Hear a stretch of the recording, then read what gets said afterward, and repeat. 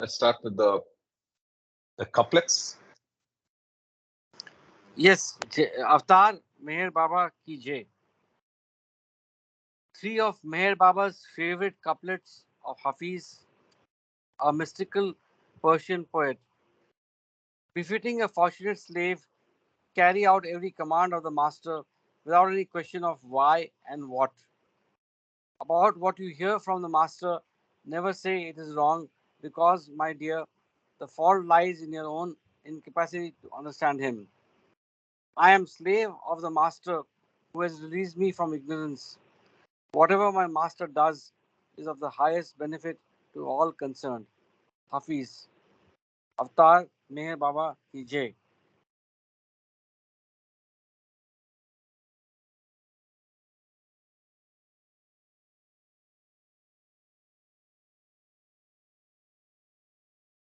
Thanks, Karthik. Can you hear me? Oh, I was talking on mute. I said excellent. Now let's continue on the path of love, right? So it's the next section is the aura and the halo, right? So maybe we can have a reader, maybe Mamaji. Why don't we start with this section, then we continue? I think I will read next. Okay. Karthik, Mamaji, we can't see the. okay, Jai Bab. Jai Baba Karthik, we can't see the text, but anyway, we listen. We can't see the text on the screen. I can see that. Yes. Oh, okay. I can also see. I can also see. Oh, then there's something wrong. Carry on, carry on. Yeah, okay. All right, Jai Baba. The aura and the halo. An aura had a halo. An aura and a halo are two different things, and people are unable to distinguish between the two. Few people know that an aura and a halo are quite different in their respective natures, despite their close interconnection. No man can ever possess both aura and halo completely developed at one and the same time. Like their respective shadows, every man, woman, child, and baby has an aura, but only a few individuals have a halo on the varying phases of its development, and fewer still. I lost the work. Okay. And fewer still possess a full halo. An aura is the reflection of the emotions of an individual mind. An aura is the reflection of the emotions of an individual mind, just as any physical thing possesses its shadow on the physical plane. The halo begins to appear when the aura begins to disappear. The halo begins to appear when the aura begins to disappear. The difference between an aura, the mental reflection, and any physical shadow is tremendous.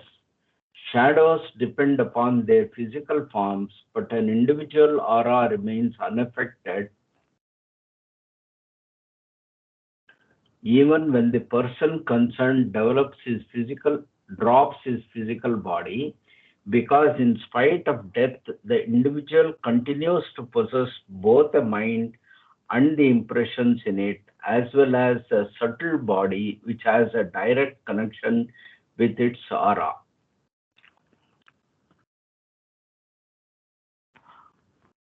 Table. Okay. This individual plane nature. Table the aura and the halo by Meher Baba. Distinctions are individual plane nature, ordinary cross plane false illusion, advanced first subtle beginning of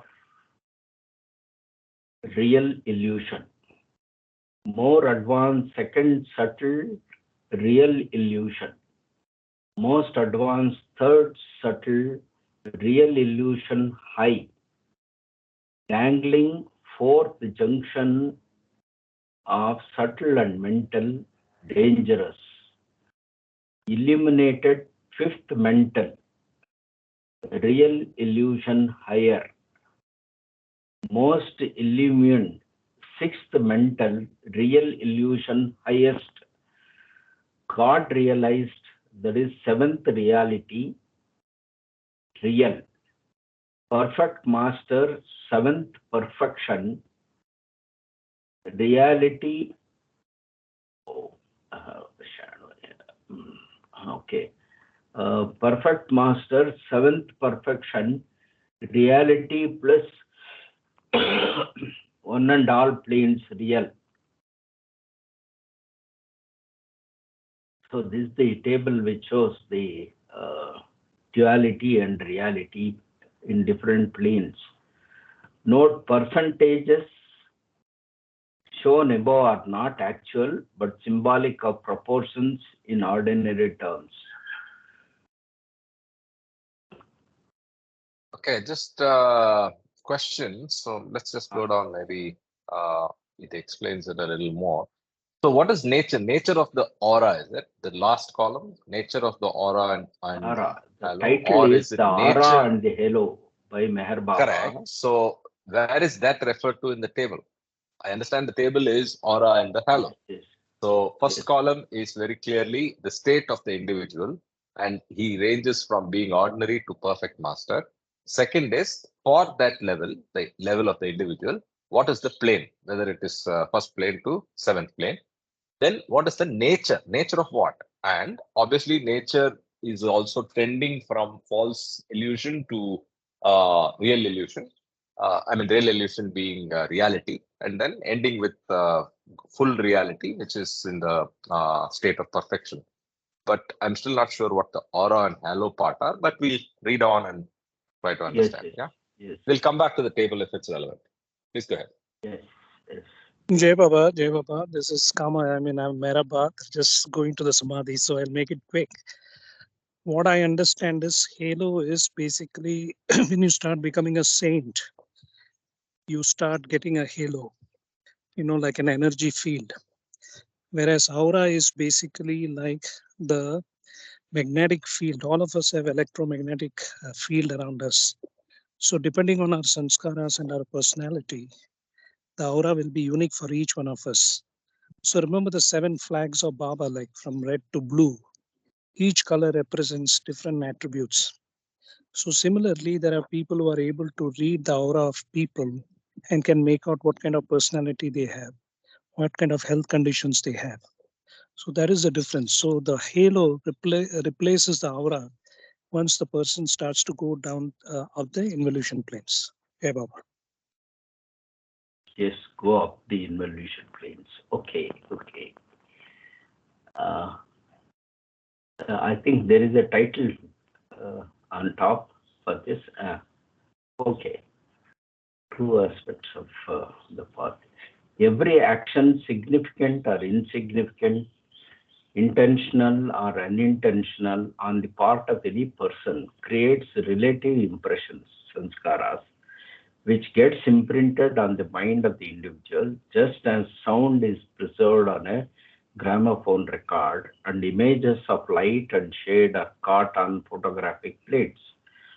As thought is the first direct medium of expression of an impression.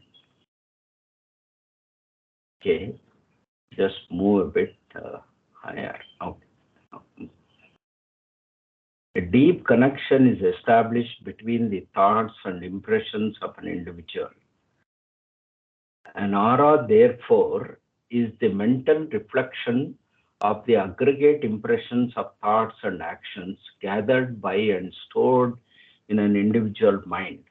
As long as the impressions are there, an aura is always there as an envelope of subtle atmosphere comprised of 7 colors which remain more or less prominent according to the nature of each individual's impressions.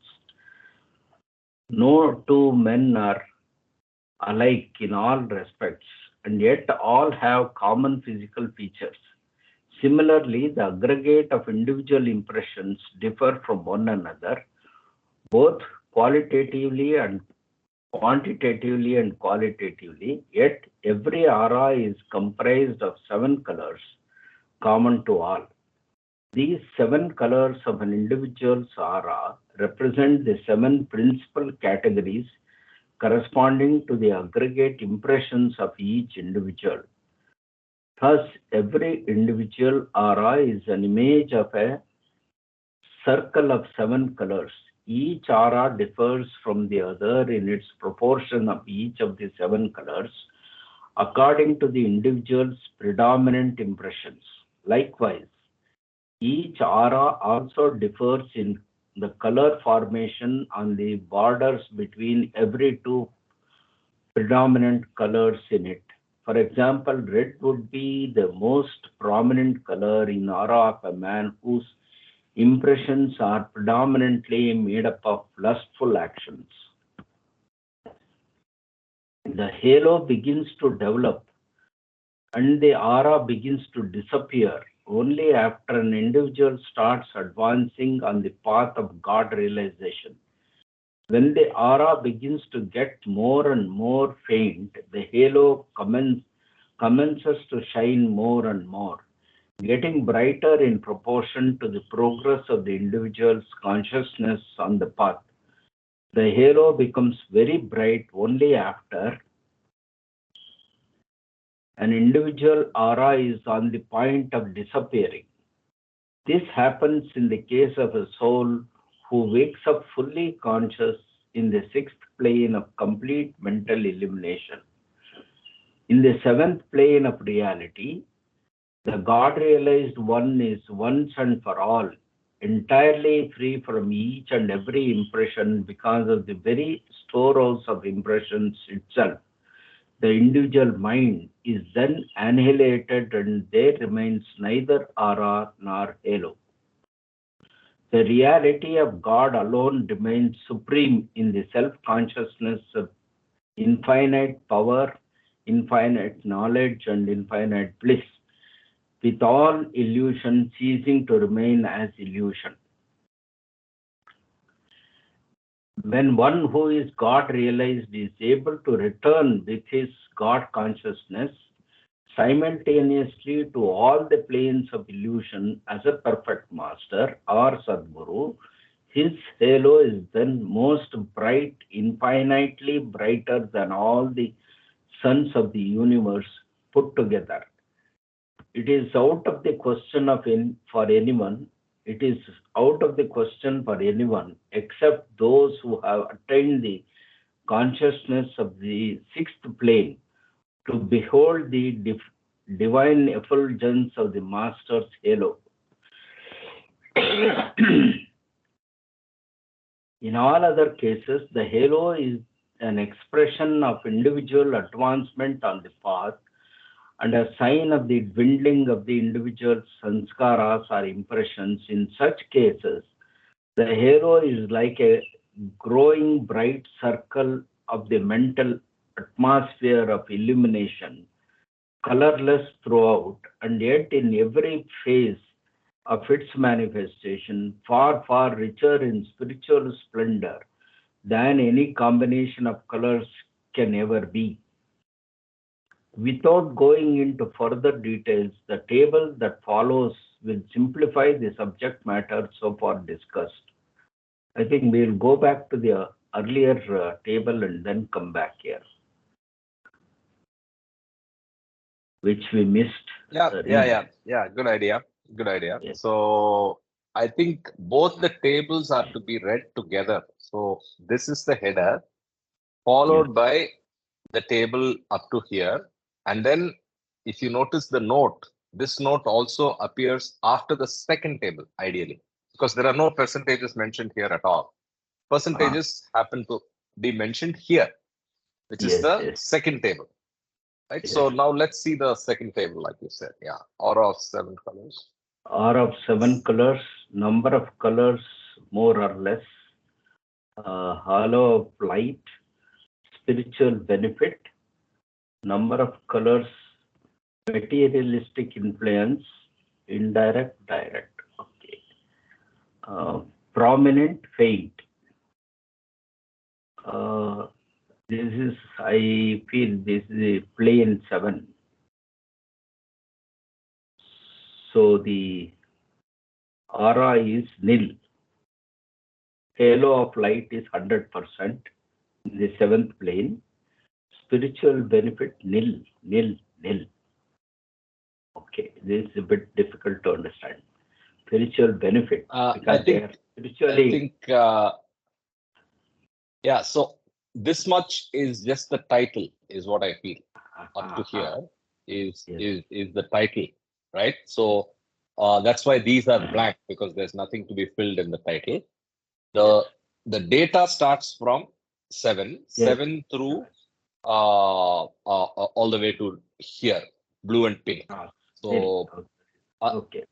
no, actually, yeah, maybe it's 1 and 0, right? So 7th plane, 6th plane, 5th, 4, 2, and then there's a subheading, very bright red and blue, 3, 2, and then blue and pink together, which is another color, I think.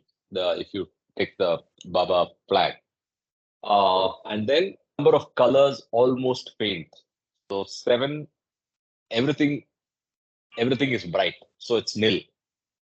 And halo of light, materialistic influence, 100%, because all are prominent, right? Spiritual benefit is 0. And indirect and direct, so there's a footnote. According to the efforts of a seeker, indirect is nil, direct also is nil for the support or effort or support he's getting from the master, right? So second one. No, here what is this 7? The colors. 7 colors. Okay. Aura of 7 colors. If there are 7, all the 7 colors are available. It is in the gross plane of depending on the package of sanskaras. Okay. Correct. Number of colors almost number of colors nil here. It is no, that is faint. No, read the title till here, right? So number of colors almost faint is nil. So nil. 7, okay. nil. So 6, 1, colors. 5, 2, 4, 3.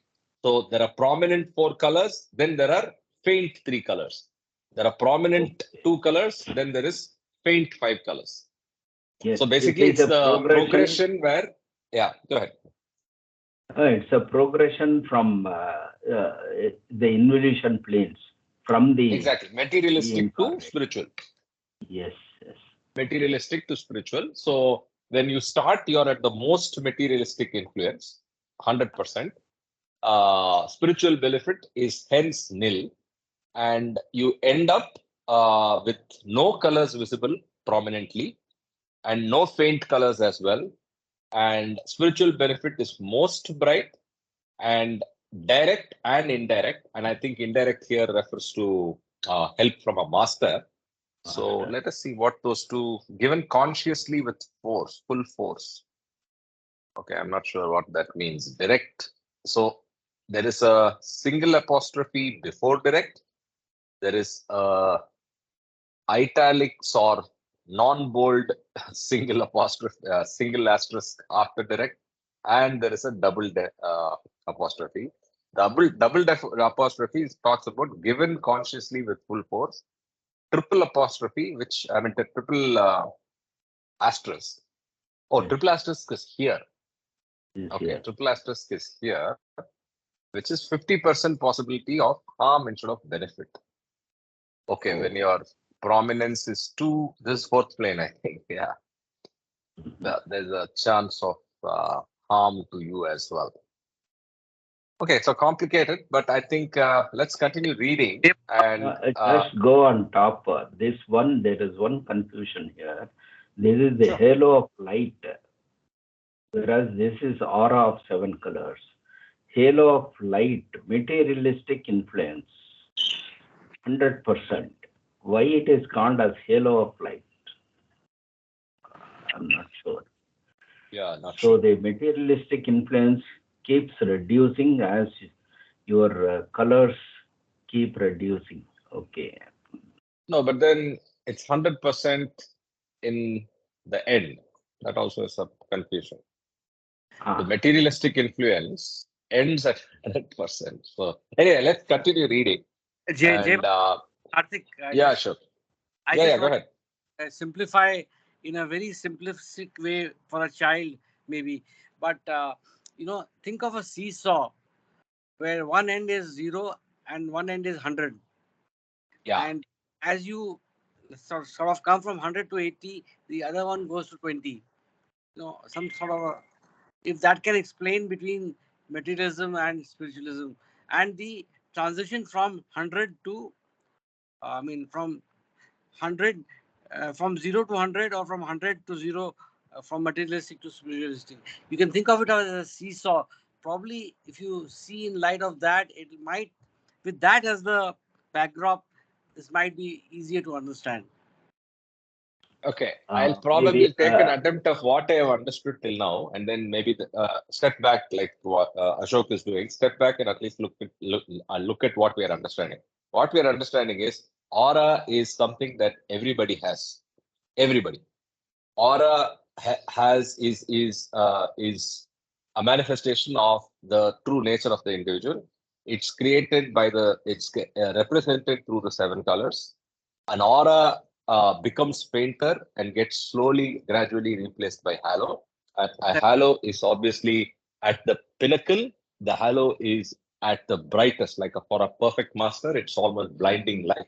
So much of a halo is what is visible if you are able to see it. And an aura, so the progression, like the seesaw or the journey from aura to halo is detailed out, where as you go away from the grip of materialism, your aura becomes fainter and halo starts slowly becoming visible, and so on and so forth. Is that a fair summary? Yeah. Karthik, you reduce the size of this table so that we'll see the details together. Okay. Correct. What is here is, in my interpretation, we are God, isn't it? But right now we are clouded with all the sanskaras, and so we are not manifesting godhoodness or being God. Okay. In that context, 100% halo is already there, but it is clouded with all the aura. That's why this is 100% at the beginning. And gradually it comes down, and then it increases or manifests totally as 100% at the end. But how it is gradually coming down, but the spiritual benefit, so the halo is giving you only material benefit in the beginning, and gradually that material benefit is reducing, but similarly spiritual benefit is increasing. Yeah. I think that makes slightly better sense than what we had a confusion at the earlier. So the material benefit once again is 100% at the end. That is most probably by the masters, spiritual Sadguru. He can Sadguru is also operating on the material plane. That's possible. So I think let's just continue on the where we were reading, just to see if there's more clarity that emerges. So where were we? Hello begins. Yeah. So we were past this. Yeah. In the 7th plane. In the 7th plane of reality, the God realized one is once and for all, entirely free from each and every impression. Because of the very storehouse of impressions itself, the individual mind is then annihilated, and there remains neither aura nor halo. The reality of God alone remains supreme in the self-consciousness of infinite power, infinite knowledge, and infinite bliss, with all illusion ceasing to remain as illusion. When one who is God realized is able to return with his God consciousness simultaneously to all the planes of illusion, as a perfect master or Sadguru, his halo is then most bright, infinitely brighter than all the suns of the universe put together. It is out of the question for anyone except those who have attained the consciousness of the sixth plane to behold the divine effulgence of the Master's halo. In other cases, the halo is an expression of individual advancement on the path and a sign of the dwindling of individual sanskaras or impressions. In such cases, the halo is like a growing bright circle of the mental atmosphere of illumination, colorless throughout, and yet in every phase of its manifestation, far, far richer in spiritual splendor than any combination of colors can ever be. So this is one explanation properly of how we thought it can be.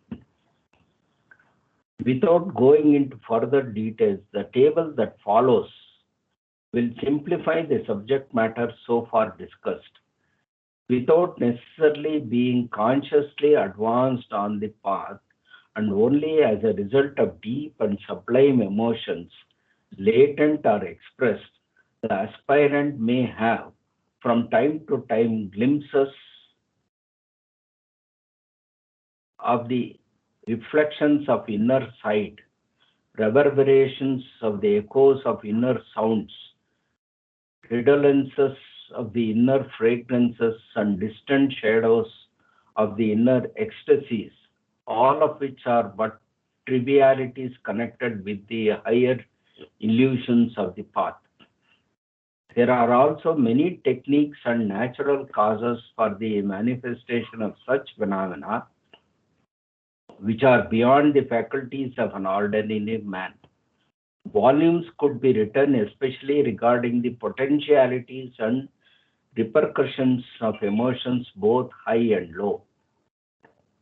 For example, if due to love of his master, a man happens to see what appears to him as the halo of the master, it is not actually the halo, but a part of his own aura as temporarily reflected by the effulgence of that halo, whether that of an illuminated one or a perfect master. An illusory phenomena, gross, subtle, and mental, are not only all illusory. All illusory phenomena, gross, subtle, and mental, are not only dream stuff, but everything termed in the table as false illusion, as made up of dream into dream stuff, which has no value at all unless it helps man to awaken to reality. God is the only reality and all else is illusion. The whole of the gross universe is but part of the huge cosmic illusion containing higher illusions of spiritual planes of man's consciousness. So here you are expecting a table. So that is what we saw earlier, I think. Because in the paragraph we read, the below, the following table was referred to. Yeah. Following table referred to is the table above. So I think maybe there's a pagination error or whatever. So Yes. it's only one table. It's only one table that I mean, it's two tables, but to be read together. Yes. That is. Let's go back there. It was referring to this table itself, I think. So this plus this is the table together, and this para ideally, I mean, all of this should have come after this point, right? So here it says the table that follows. Without going into further details, the table that follows will simplify the subject matter so far discussed. So I think anyway, I think broadly we get the picture, and I think our understanding of the 100% at the bottom was also correct. I think any other points of view before we go to the next one? Any comments? You're going to Ashok's favorite chapter, right? It's something which, anyway, yeah, it is. There's no doubt. Yes. Read Yeah. with some 19 of God Speaks. Yeah. I know. So, do you want to read it? Yeah, definitely. Go ahead. I wanted to read, but I've been missing reading since So, yesterday. But anyway, please read this, and then I'll I'll just read. this small bit and then Yeah. you can take over. No issues. Sure. Please.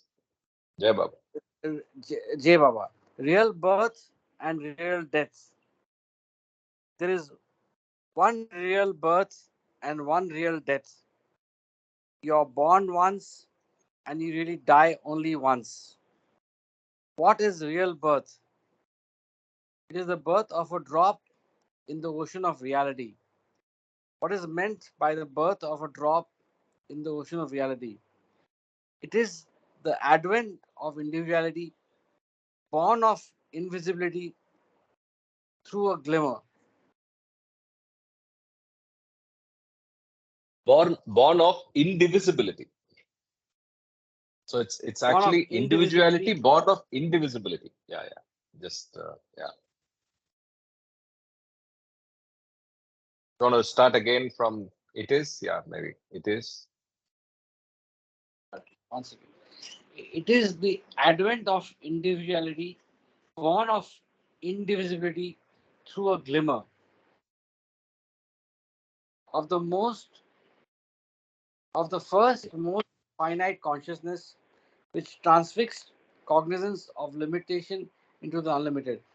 May I read that again? It's 2 pages. What a line, right? What a line! It's got so much packed into it. Yeah. Absolutely. Go ahead, please. That's why I am asking to read again. It is the advent of individuality, born of indivisibility through a glimmer of the first most finite consciousness which transfixed cognizance of limitation into the unlimited. Okay. There are four aspects, I think. One is the born out of individuality, the advent of individuality, and this is born out of indivisibility. So that is the ocean is indivisible. So the reality is singular. So it is born out of this uh, indivisibility by a mistake or a glimmer. Okay. Next. Of the first most finite consciousness, that is the urge, first urge, who am I? So which transfixed cognizance of limitation into the unlimited. So which gets added with the sanskaras, which has the cognizance of limitation into the unlimited. So this is a very powerful sentence which we need to dissect and then understand properly. Yeah. So, like you said, in four ideas or uh, two opposites that are brought out, right? The first opposite is the individuality and indivisibility. The second opposite is the fact that the idea of limitation is imposed upon what is truly unlimited, and that is the beginning of the birth. And this all starts with the appearance of consciousness. And this also explains that even after realization, that individuality remains with full consciousness. Yes. That answers the question that we have encountered many times. So many times. As to yes, and we have often wondered how to get an answer to that. So the individuality is sustained by that very nature, right? And yeah, very good point. Please go ahead. Yeah, Ashok? Yeah. What is meant by the real death? It is consciousness getting free of all limitations. Freedom from all limitations is real death. It is really the death of all limitations. It is liberation. In between the real birth and real death, there is no such reality as the so called births and deaths. What really happens in the intermediate stage, known as births and deaths, is that the limitations of consciousness gradually wear off till it consciousness is free of all limitations. Ultimately, consciousness, totally free of all limitations, experiences the unlimited reality eternally. Real dying is equal to real living. Therefore, I stress die for God and you will live as God. Wow. Therefore, I stress, die for God and you live as God. And live as It's a die for God, gem of a. God. I know the title is close to you, but the way this is presented in this book is also very short, powerful, and the same message is conveyed, and it opened our eyes to this sustained individuality, which we have always been thinking about, the individualization of the soul, which starts, and is it sustained? Is it even there after you reach realization? All of that also, that mystery also got solved, right? So it's a very nice read.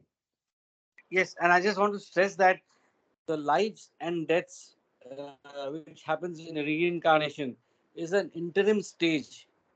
Yes. So between the spectrum of real birth and real death, that is something to understand, which I sort of, which is the gist which I carry with myself. No, Yeah. So Yes, yes. what really I'll just read aloud what you just said. What really happens in the intermediate stage, known as births and deaths, is that the limitations of consciousness gradually wear off till it is free of all limitation.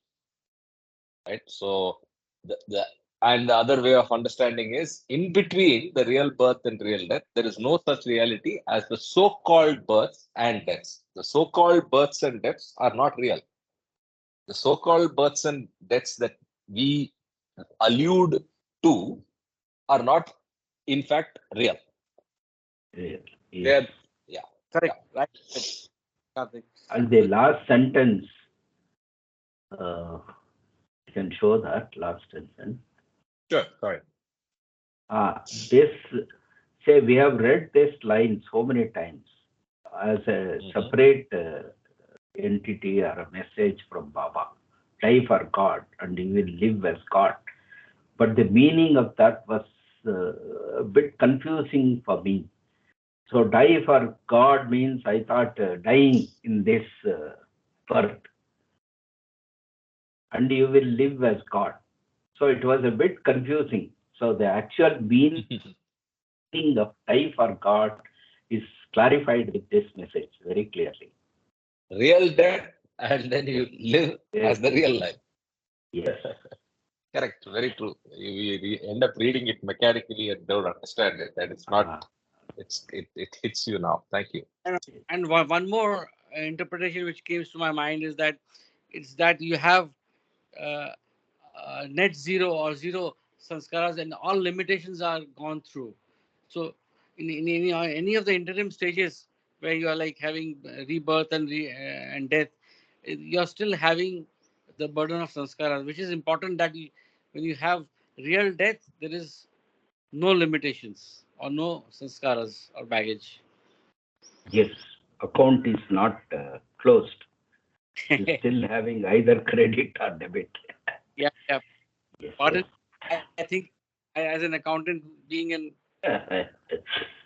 Mostly debit. here Okay, so lovely, comes zero. lovely net zero. Yes, yes, lovely reading. So let me read one section. Before that, any other questions? Any other thoughts? Hmm. No. Good.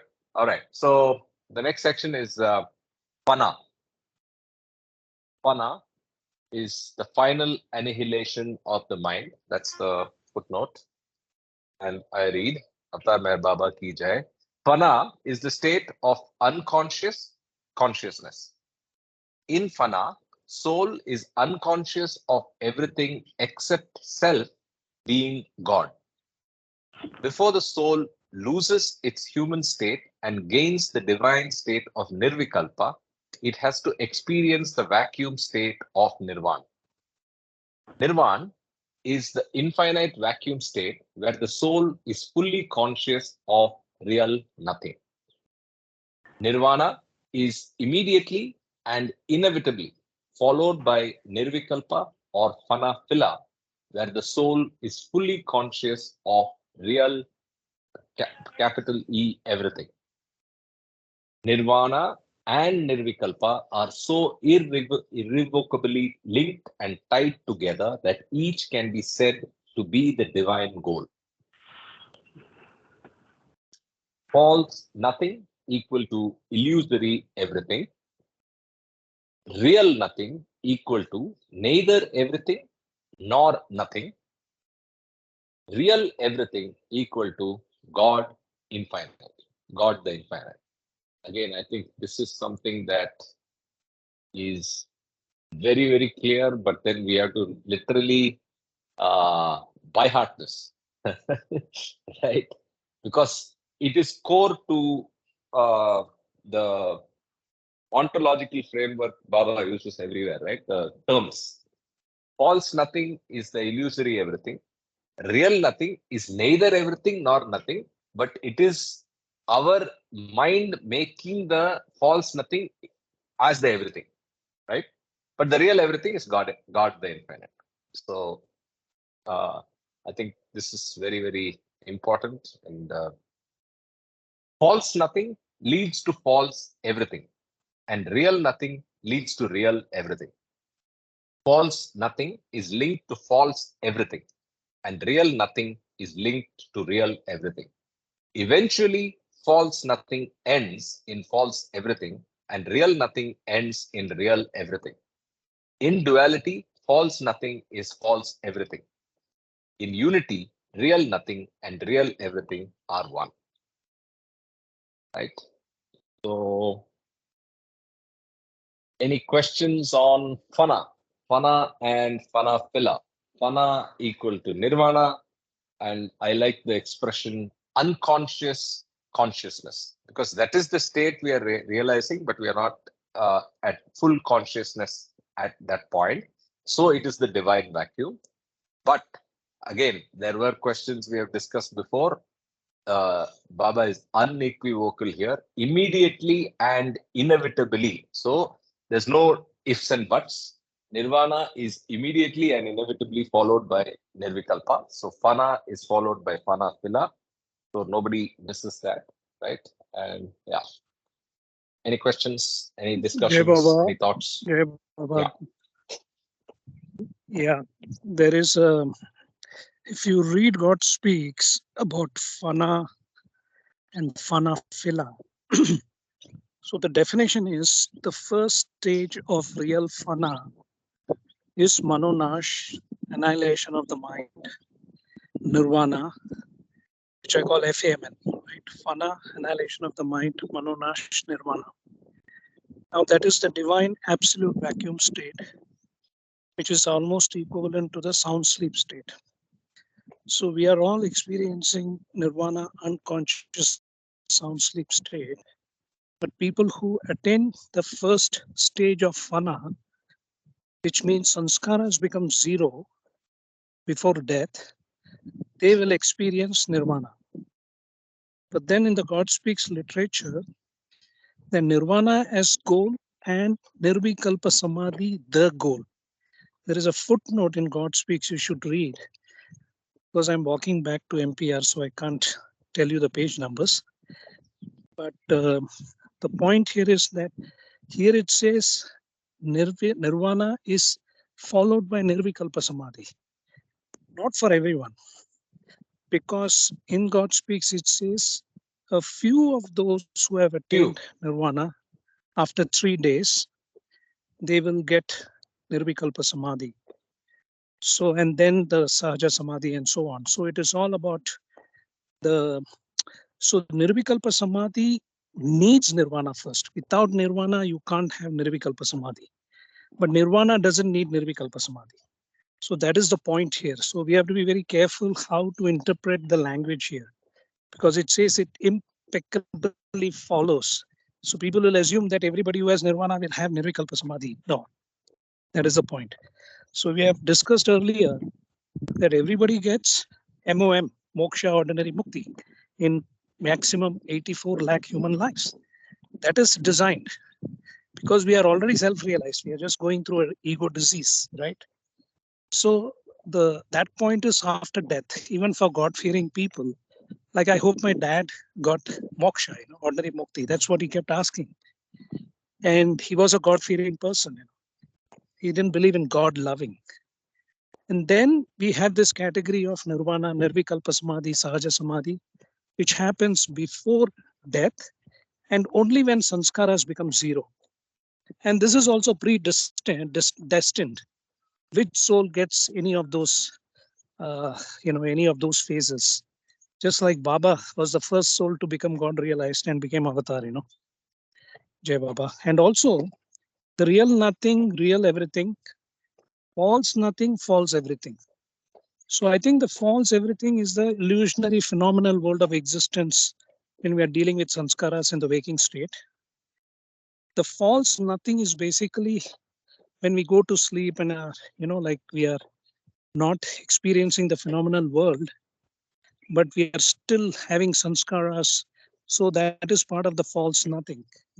We have temporary sound sleep state and experience temporary nirvana consciously. Then real nothing to me is almost like the divine absolute vacuum state. I don't know. I have to figure that out. And then real everything, of course, we know it's basically Nirvikalpa Samadhi, God realization. Sachitananda. Jai Baba.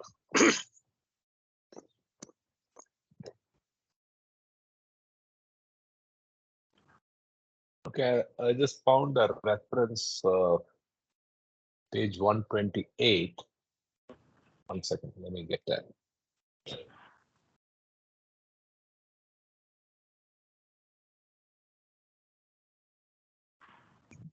Yeah, it explains in the footnote what is Nirvana and Nirvikalpa Samadhi. Yeah, so there it is.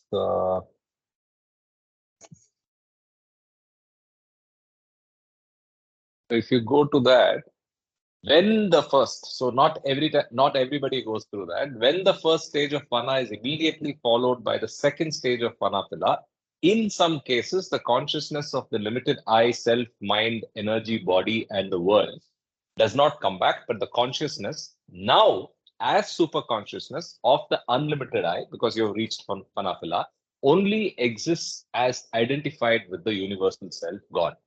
The super consciousness now experiences the I am God, Aham Brahmasmi or Anal Hak state. And the actual footnote for Nirvikalpa is also here. I'll just show you that in a minute. But also in a way, super consciousness is also the nirvana state, because all of us human beings, everything has super consciousness. What is happening is that it is going through the evolutionary cycle, right? And when the sanskaras are covering the human consciousness, because Baba said consciousness is full and complete, which means you have reached super consciousness state in the human being, just like the baby from the womb becomes a mature adult. He's won the Nobel Prize and he's hanging around, like, kind of thing. So similarly, I believe that the super consciousness state is latent or even available to all of us as a human being, but it's covered by the layer of sanskaras. Yes. And that is where I think in the sound sleep state, the sanskaras are not able to dominate us. That because the mind is not working in the sound sleep state. So super consciousness is free. So it is able to unite the consciousness of the Atma, drop soul, is able to unite with the Paramatma, the super consciousness. So that is my understanding of super consciousness and Nirvana state. Hey, Baba. So here's Yes, the subtlety that Kama came in and pointed out. So I'm now in page on page 239. This is the supplement. This is the supplement number 20. We actually came from page 128 where Panapila was, there was a reference to the end note. So now, if you read the para starting in some cases, so if you see, it's very clear in the start of the para itself, it says in some cases, nirvana is immediately and inevitably, right? So the language could have been a little better because in some cases, nirvana is immediately and inevitably. Because if you say inevitably, then it means in all cases. But that's the confusion here. So though in Path of Love we saw inevitably, immediately and inevitably, it's actually in some cases nirvana is immediately and inevitably followed by. inevitability So- here, probably they've been, there is nothing Mhm. else to follow. You have to go to Nirvikalpa. There is no other stage or no other alternative. To No. mean So that that's they the might point have Kama used is that. making. That's the point Kama is making. Not everybody goes to Nirvikalpa. Not So everybody. some exactly. So Not- if you say not inevitably, it sounds everybody. like So in the word inability, One who they is might have used. predestined. One is Just go ahead. the Go one ahead, who is Kama. predestined will go from first stage of Fana to second stage of Fana to Fana, which is second. Nirvikalpa Samadhi. Yes. Correct. And there is Okay. no other stage apart from Nirvikalpa Samadhi. Yes. If at all you are going there. Only Nowhere there. else. That is that is also the use of the word inevitable. Right. Okay. So again, these three are coming straight from the supplement. We saw it in God Speaks as well. So false nothing, false everything, real everything. So anyway, As so I let's explained continue. here, as Kama Mhm. explained here, we are all having that halo, but it is covered with our sanskaras. Yeah. So as we reduce that, halo will say manifest, visible. Yes.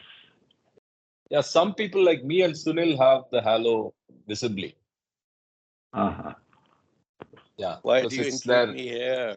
I have zero. No, we don't have hair. We don't have hair, so it's just got a natural shine on the head. That is reflected, not self-made. Okay, We that have helped. Yes. undeservingly got some halo. Okay. False Anyway, halo. okay. False halo. Yes. Okay, so let's continue. Any volunteer for reading On the Living Dead? I'll read if there's somebody else. Otherwise, I'll read. Okay, please. Mamaji, you want to read? No. No, go ahead. Go ahead. Go ahead. On the living dead. All beings on earth are in the gross sphere. Anna Bhumika or Alame Naskat. At the same time, that doesn't mean that one cannot experience the other spheres of existence, nor that the earth by itself constitutes the whole of the gross sphere. Let us suppose, without taking the words air and sky and sun in their literal sense, that the subtle sphere Pran Bhumika or Alame Malakut exists in the air, that the mental sphere Mun Bhumika or Alame Zabrut is situated in the sky, and that the highest spiritual state Vijnana Bhumika or the Arshe Ala is in the sun. and that the sun is all power, all knowledge, and all bliss, and is the source of infinite beauty, sound, light, in fact, the source of everything.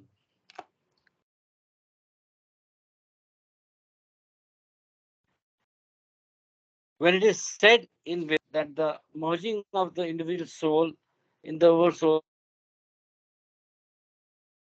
in the individual coming to the sound, the reference of fled or borrowed into light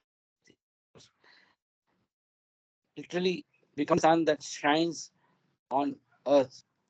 The sun So can visibly somebody else pervades the earth. confirm if Yes, yes. Ashok's audio is There is breaking up? lot of rate, Yes, lot of Okay, it's so breaking, let and breaking. we me are unable to yeah, understand. let me read Sorry, from this para. Let me read from this please. para. When Sorry. it is said in Vedanta that the merging of the individual soul in the oversoul results in the individual soul becoming the sun, the reference is to the transformation of the reflected or borrowed light into the very source of light itself, and not to its literally becoming the sun that shines on the earth. Beautiful distinction. So, if you don't mind, I think given the audio issue, I'll actually read from here itself, because I think there's an important analogy that's brought out here: air, sky, and sun, to bring Please out the go ahead. three spheres. Yeah. So all beings on earth are in the gross sphere, Annabhumika, or Alame Naskut. At the same time, that does not mean that one cannot experience the other spheres of existence, nor that the earth by itself constitutes the whole of the gross sphere. Right? Now, let us suppose, without taking the words air and sky and sun in their literal sense, that the subtle sphere, Pranabhumika or Alame Malakut, exists in the air. So that is the first one. That the mental sphere, Manabhumika or Alame Jabrut, is situated in the sky. And the highest spiritual state, Vigyan Bhumika or Arshe Aula, I think it's Arshe Maula maybe, Arshe Ala, is in the sun. And that the sun is all power, all knowledge, and all bliss, and is the source of infinite beauty, sound, light, in fact, the source of everything. Right? Now, he continues, when it is said in Vedanta that the merging of the individual soul in the oversoul results in the individual soul becoming the sun, the reference is to the transformation of the reflected or borrowed light into the very source of light itself, and not to its literally becoming the sun that shines on earth. So you move only from being a reflected source to actually becoming the source, right? The sun visibly pervades the earth, air, and sky, and therefore, analogically, the sun is meant to be the very source of everything and the center of every circle. That is the reason why in Sufism, a perfect master is recognized as the Qutub, the center. In fact, the position of every perfect master, Sadguru or Kutub, the prophet or avatar, is in the sun. That is the Vigyan Bhumika, the highest spiritual state. The Uh, radiation of this the also yeah, gives an explanation for the individualization and the retention of sustained the individually. individualized. Yes. Uh, Correct. Exactly. So you are only keeping that. So it gives the true meaning of Tattvamasi, yes. right? Yeah, I mean, new meaning for the Vedantic Tattvamasi. Perfect. Agreed. Yeah, the radiation of the luster of the eternal and infinite power, which is the sun, first passes through the mental sphere and is made use of by those in the mental sphere. It then passes on through the subtle sphere, where it is utilized by those in the subtle sphere. And finally, the radiation filters through to the gross sphere, where it shines as the third and dimmest reflection of the original luster. By the power, so to speak, borrowed from the mental sphere, those in the subtle sphere can easily read the thoughts of others in the same way as a man with gross eyes can almost effortlessly see anything and everything in the gross sphere. With or without the gross body, Those in the subtle sphere eat, drink, and make use of their subtle bodies, possess clothes, and even such things as neckties and other knickknacks in the subtle form. They can and do utilize the power coming down to them from the mental sphere for the good and bad of others, as well as for their own, according to the individual nature and tendencies of each. Like the saints, valis, or sons of the mental sphere, possessing vast powers, those in the subtle sphere are also possessed of great powers. Most particularly, those on the fourth plane of spiritual splendor, who are among other things capable of raising the dead. Hence arises the risk of the fourth planers run of making grave misuse of these powers reflected to them through the mental sphere. For example, if an ordinary man looks down from the heights of the Empire State Building in New York onto the streets below, he sees crowds of human beings looking as insignificant as a multitude of ants mechanically moving hither and thither. In order to be able to attach due value to the ant-like masses of his fellow beings as they appear from these heights, he must necessarily come down amongst them. Similarly, those on the higher planes of the subtle sphere are apt to consider the gross sphere and all its activities as equally insignificant as that of the ants. Now, when a man happens to see a swarm of ants as feverishly busy as any crowd of human beings in a city stock exchange, he is not, as a rule, inclined to give them any serious consideration. But if by chance any of the ants happen to bite him, his reaction may take the turn of either forbearance or revenge. It might even tempt him to crush most of the ants, if not all. This illustration is only one aspect of the misuse of power. The fourth plane is the greatest hurdle of the spiritual path, the crucial stage of the pilgrim's journey, where all is gained or lost. Great as are the powers at his command, greater are the temptations to use them for his own gratification, to exhibit these powers for the sake of display, for name, power, fame. For the ego, fearing complete defeat, rises to its highest, prodding and luring the pilgrim on to make selfish use of the powers lent to him.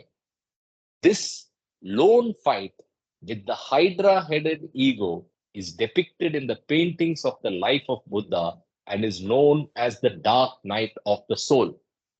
Where did we hear this expression in the Baba world before? In Brabazon, in what is the book? Song of, hey, I don't even remember the book. What? Francis Brabazon's epic poem. Saving God. Saving God. What is that? Stay Stay with with God. God. Thank you. Stay with God. Thank you. Thank you. If you remember, he refers to Dark Night of the Soul, the painting, as well as multiple references to Dark Night of the Soul when he talks about biblical um, ideas. The pilgrim on the fourth plane is permitted, however, to make use of his powers for purely unselfish motives, with no thought whatever of self and only for the sake of others.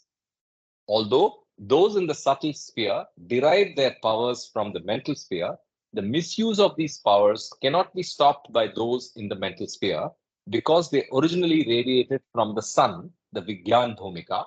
Therefore, the perfect masters, who as the sun are themselves the very source of infinite power, are always there to snatch away, when necessary, the misused powers of those in the subtle sphere. Like a murderer who hanged on to death is deprived not only of the power to do further mischief, but also loses his life, so the fourth planer, from whom a perfect master snatches away the powers, not only loses all power, but is automatically thrown back to the stage where the process of evolution of gross forms starts beyond that of the form of a stone. And we have heard this before, right? But I think the analogy of the crushing of the ant is a good analogy for how your perspective changes, and with that changed perspective, you may be tempted to do things that you may not do because you see that power and you want to use that power. And if you're able to curb the temptation and not fall prey to it, then you're able to move on. And of course, if grace of some perfect master above you is able to stop you from those actions, even better. Otherwise, God help you. Enjoy the journey from stone again. Right? So, yeah. So let's continue. That is why Kabir says, Chade to chake prem ras or gire to chakna chur. So if you make the climb, you're going to get the gift of love. Chake prem ka ras. And if you fall, you break into 100,000 pieces. Chakna chur.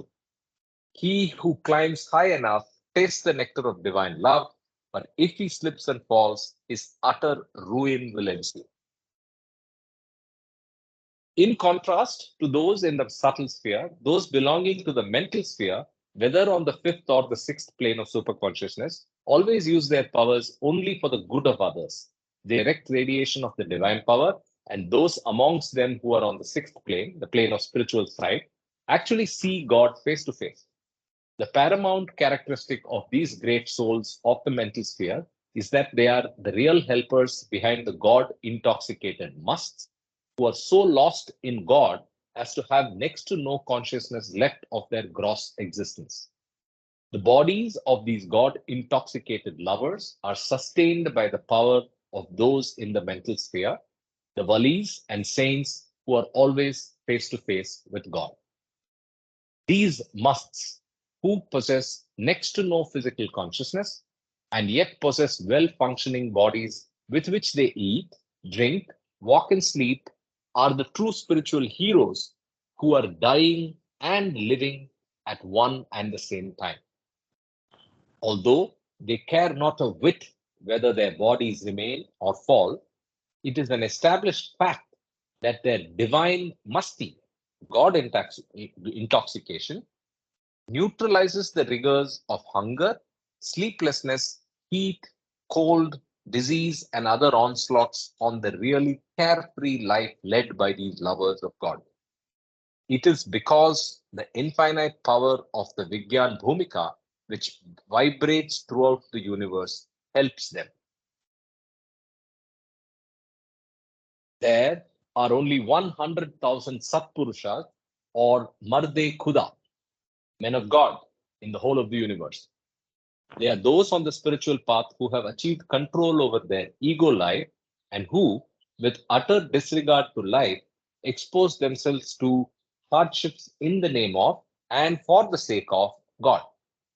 It is not because these men and women of God find their lives to be any less precious than that of the average man or woman, who, as a rule, is only too anxious to maintain a hold over the fast flipping human life. Their indifference is due to the fact that to them, their love for God is far greater than their own limited existence. It is not just a question of giving up a life here in order to gain a better life there.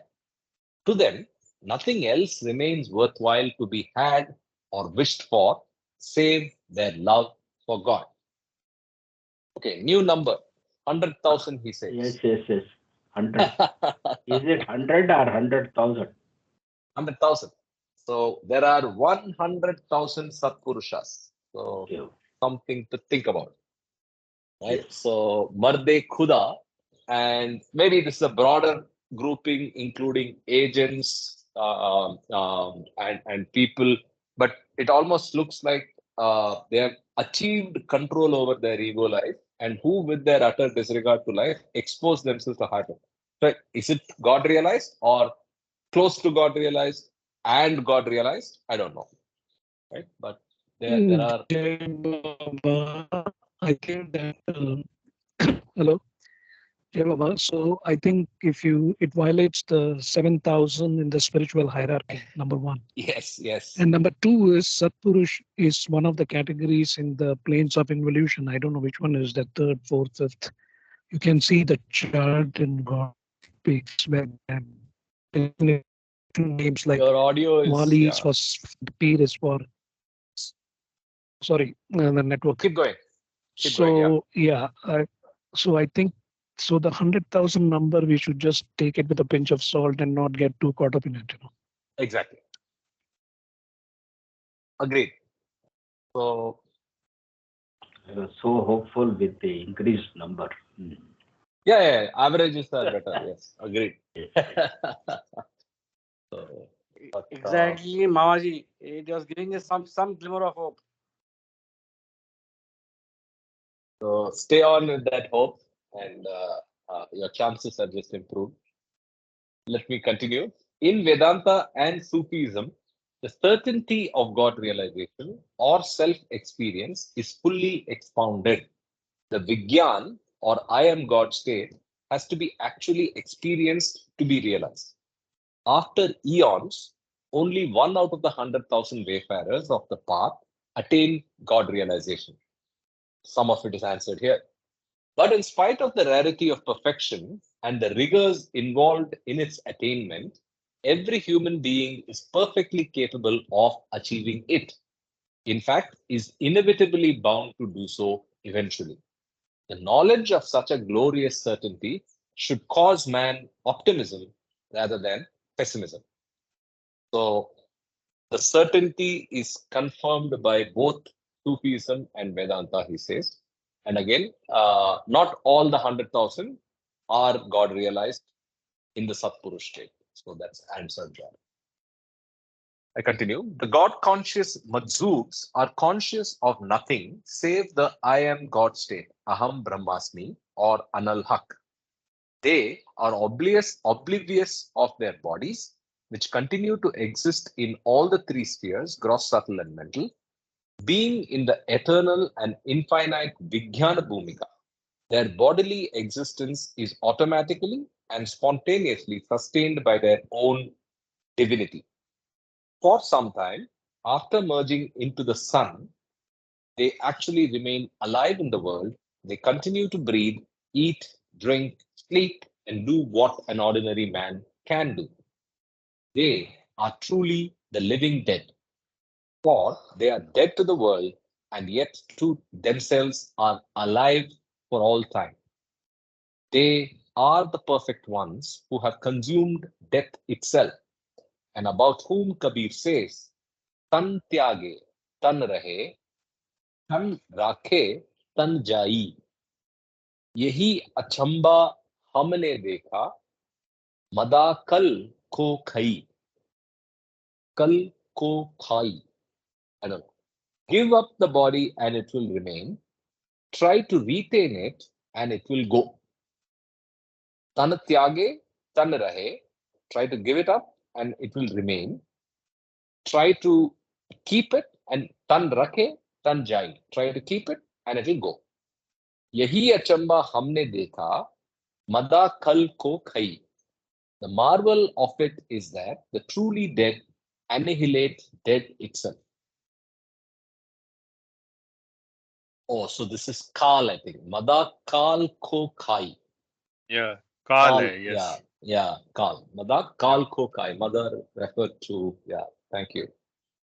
Yeah, so again, beautiful Mara hua. explanation. Mada means mara hua. Mada is mara hua. Mada Usne means mara Kal Ko hua. Khai. Yeah. Correct. Yeah, Usne yeah. Kal Ko Khai. That's the magic he has seen. Yehi achamba humne dekha. That's the marvel that he has seen. Anyway, okay.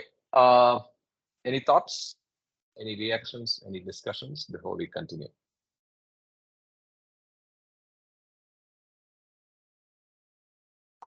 No? Okay, so let's take up the next section. Any readers? Sanjay ji, aap padhenge planes of consciousness in the next incarnation? Okay, let me try. Yeah. Jai Baba. 15 minutes, yeah. Jai Baba. Yeah, Jai Baba. Planes of consciousness in the next incarnation. Do persons on the spiritual planes of consciousness take birth having consciousness of the same plane? Yes. but the consciousness is very gradual. As when a person of gross consciousness dies and is reborn with consciousness of the gross world, the child gradually becomes aware as it grows older of the same old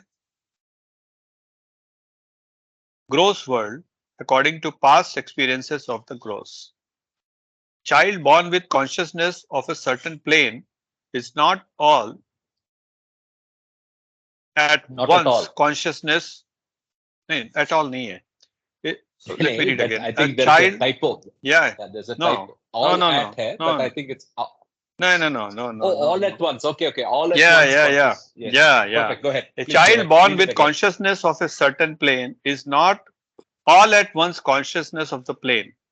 The plane unfolds very gradually as the child gradually grows. Later in life, this child grows up as a man, gets established in life of his respective plane consciousness, as a man of the gross world gets established in his worldly life. Thus, a person of the gross world dies to reincarnate as the gross world, as of the gross world.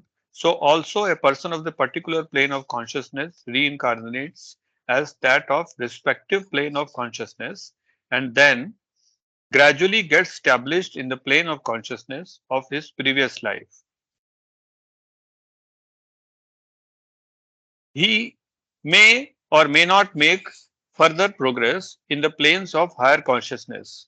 Progress will depend on the help of a spiritual guide of a higher plane or the grace of a perfect master or on his own efforts in the life of that particular plane of consciousness.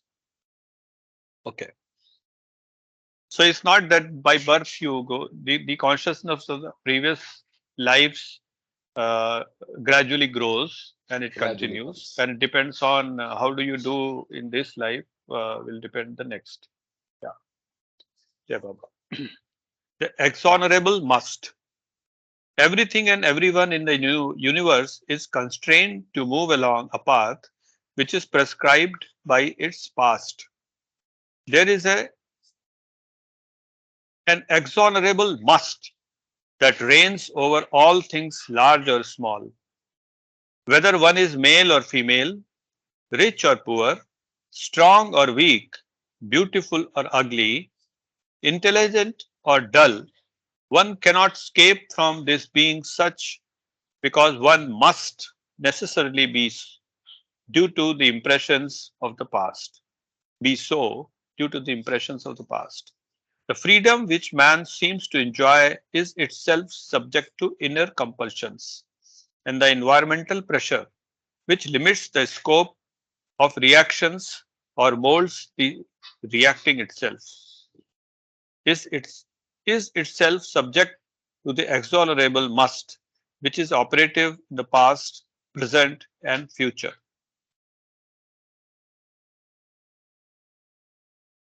Man has his name, his sex, his personality, his color, his nationality, his characteristics, his pain and pleasure, and all that he may possess, because of he must have all these. This overpowering compulsion is exercised by the force of innumerable impressions gathered in the past. These accumulated impressions cloud the consciousness of the self at every stage, in every incarnation of the future, which in one's life belongs to one's living present. The rule of this exonerable must governs and reshapes the so-called destiny of man in every incarnation as long as the self of man remains consciousness of impressions. The principle of must, which overrides human plans, is based on divine law, which both adjusts and gets adjusted by evolutionary impressions. It is only the divine will that can supersede the divine law. Wow.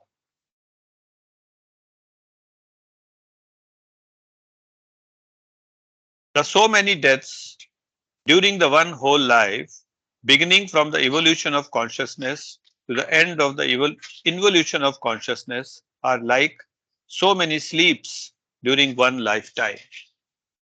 One who lives for himself is truly dead, and one who dies for God is truly alive.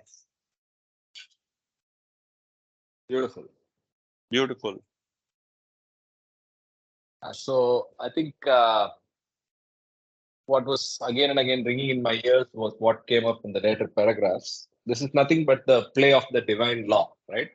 The Yes, inexorable must is nothing but the play of the divine law. And that also he beautifully says there is only one power that can overpower divine law, and that is divine will, which is in other ways grace or intervention by God, right? Intervention by Baba.